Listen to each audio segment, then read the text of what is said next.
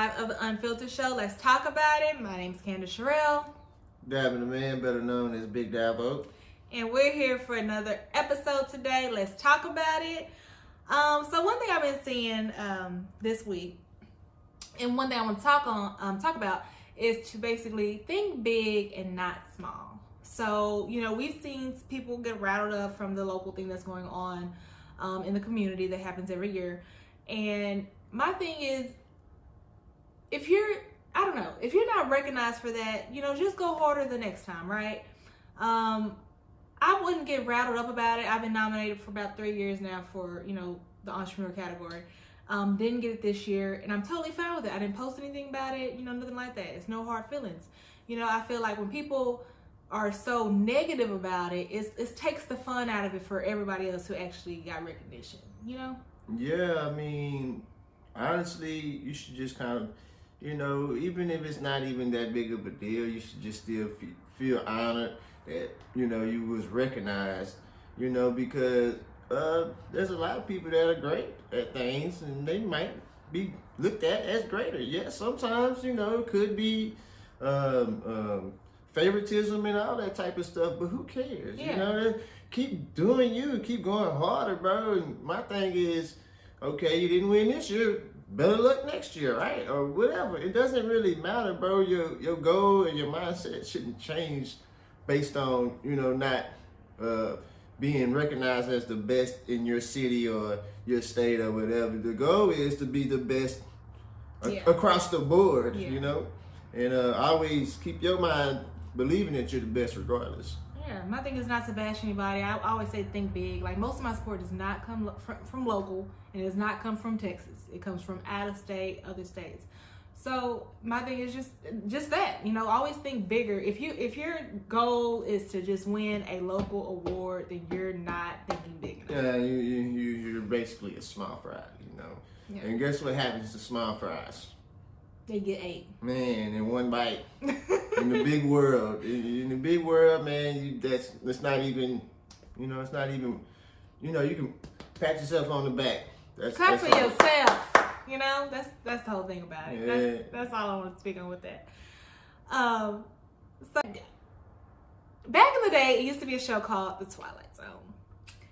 And nowadays, when I walk around, I can only speak on me. But when I go out in public, sometimes, and even when I wake up and hear some irregular stuff outside going on, I think of the Twilight Zone. People are weird as hell, okay? Like, it's a good weird and it's a bad weird.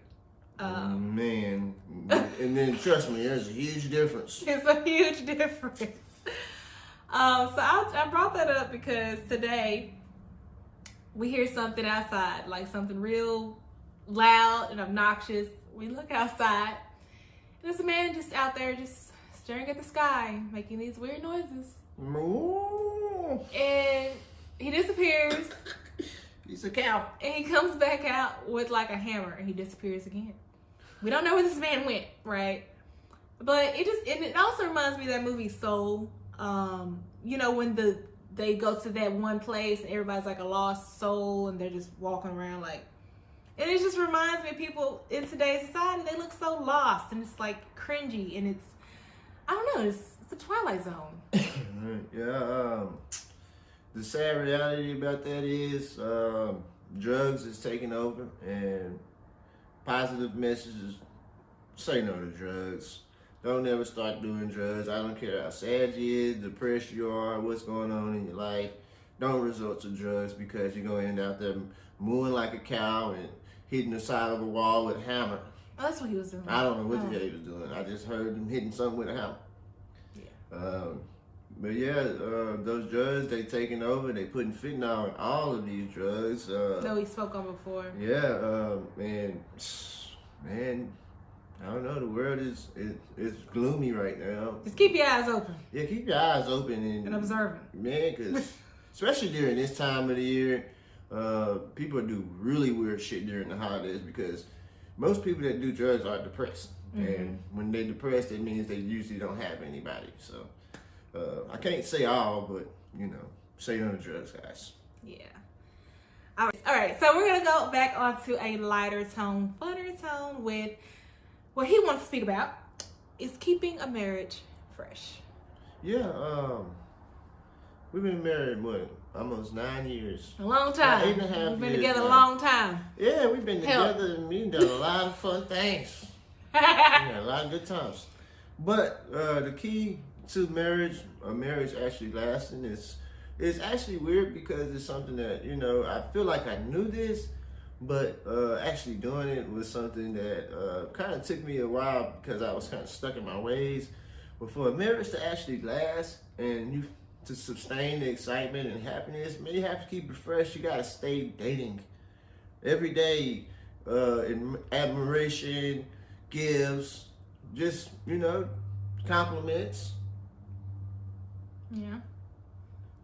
Okay, and so he's bringing this up because, like, at the beginning of our marriage and everything, I wanted to go. Still go to the movies and things like that, like, he just wasn't for it. He was like, oh, we don't need to do that, da, da, da. And so growing older, I guess he grew up a little bit. Big damn. Realized, you need to continue to date your wife. Happy wife, happy life. That's what you're saying. Anyway, so it's so much more to that. I feel like marriage has been watered down nowadays. No marriage is perfect. I don't care what these people put out here. No. It's not all peaches and cream. Never will be. Yeah, it's not. And, you will go through things. And because with life, as you grow older, you're supposed to grow. And you're supposed to grow together. And if you're not growing together, you're growing apart.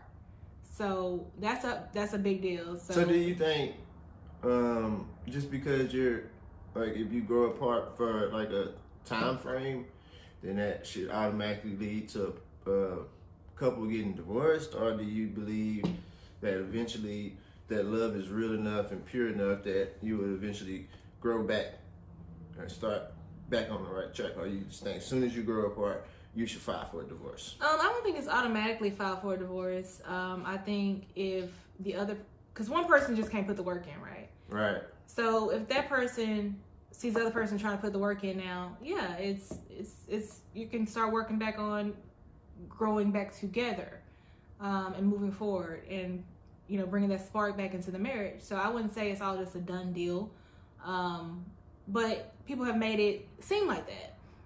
It has been normalized that it's easier to just get a divorce, and then just go about your way. And then go get married to somebody else and then go get another divorce. It's like, no, it's like, bro, if you're not willing to really try and love that person that you claim to love, it wasn't real. I understand, a lot of shit does happen and some things are deal breakers, but it just depends on the amount of love that you really have for that person, so. I mean, I can't just say just because somebody gets a divorce, it wasn't real, right?